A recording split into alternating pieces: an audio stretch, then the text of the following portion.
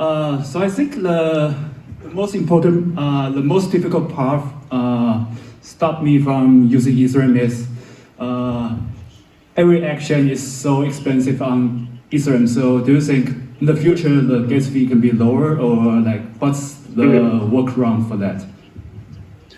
Yes, very good and very important question. So this is where scalability comes in, right? So I mentioned, I think, after the merge, the next focus for Ethereum is what we call the surge, which is making Ethereum much more scalable through layer twos. And I expect that next year is going to be the year when layer twos really start to become viable, right? Like next year, where a lot of the ZK EVMs are expected to launch. Next year, a lot of the existing optimistic rollups are expected to seriously start decentralizing. Going to what I call the stage one in a post that I made on Magicians a month or two ago.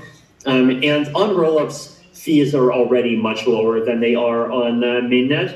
But with EIP 4844, they're going to be even lower. And with the infrastructure that's being built, doing things on a rollup is going to be much easier and significantly safer than it is right now, right? So I fully expect that next year on a rollup with all of these, once these technologies are in place, a lot of things will become much cheaper, and a lot of applications will become enabled that are not practical right now. Okay, thanks. 好的，第一个问题，那我们再来选第二位观众，3、2、1。好，那位这边这位是戴口罩的男士，谢谢。好，没问题。好。All right, so thanks, Vitalik. I'm Shen Yuan from German Commonwealth Fund. We're a social impact fund that tries to make basic income universal by investing in crypto assets. So my question, first of all, thanks you to commenting on the importance of community over technology. I think that was a really important comment. And my question is, if you're joining us in 3 years again here for NFT Taiwan in 2025, looking back the last 3 years, what kind of progress would have made you feel happy about, either in terms of the development or, I guess, the global crypto space? Thanks. In 2025, I want to see, just regular average people who need, both cryptocurrency and non-financial blockchain applications to both be able to use it, and for people's first choice to actually be using the chain instead of using a Binance account. I think that's the North Star, right? We want to see a world where, the actual technology, really helps people, and people use it in ways that are really important to them, which I think is a combination of, using cryptocurrency to move money around, using DAOs as a way to organize communities and economic activity, the identity ecosystem, signing with Ethereum, soulbound tokens, POPs, ENS, and all of this, and some of the more privacy-based applications, and for those things to happen in a way that actually is, blockchain native, and where people actually do benefit from, being decentralized and not just having to trust, one particular company to act properly. So if we can get to that future, I think we'll be successful. Thanks. 好的，我们刚刚有2位男士提问，那我们第3个问题就让这位女士来提问，谢谢。Thank you. Hi, Vitalik. I've heard you talk many times in San Francisco, and you mentioned that. What really concerns me, because blockchain technology has been in existence for the past at least a decade. Now with FTX and a lot of bad actors, it's a major drawback or setback.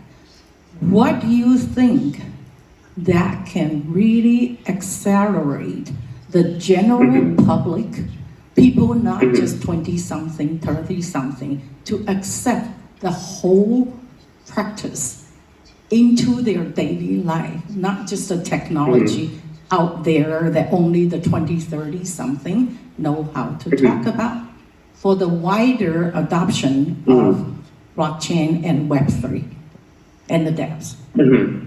So I think one analogy might be, imagine if in the 1990s we had the internet, but we had a version of the internet where normal people had the applications that they actually had in the 1990s, and billionaires and crazy people were already able to make video calls, right? Like imagine that's what the internet looked like in 1995.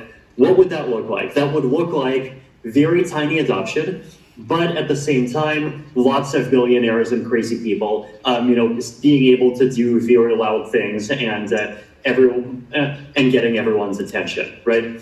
And like the reason why the crypto space today is like that is because we have not solved scalability. We have not solved usability for regular people. We all of these technical challenges that we have not solved, I think they are equivalent to the difference between what the internet felt like in 1995 and what the internet feels like today, right? Like what the internet feels like today is amazing. It's usable by everyone.